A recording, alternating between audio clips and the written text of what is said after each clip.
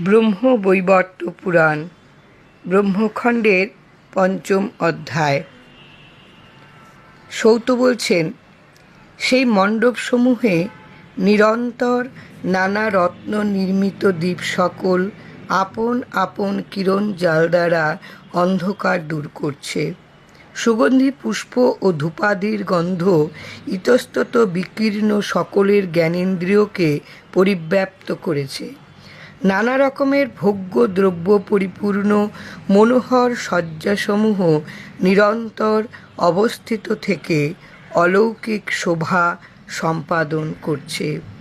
হে মুনিশ্রেষ্ঠ, জগদীশ্বর গোলকনাথ দেবগণের সঙ্গে সেই রাসমণ্ডলে গিয়ে অবস্থান করতে লাগলেন। দেবগণও সেই রাসমণ্ডল দর্শন করার সঙ্গে সঙ্গে অতিশয় আশ্চর্যান্বিত হলেন। তারপর ভগবান শ্রীকৃষ্ণের বাম পার্শ্ব হতে এক কন্যা আবির্ভূত হয়েই পুষ্প চয়ন করে এনে তার পাদপদ্মে অর্ঘ্য প্রদান করলেন।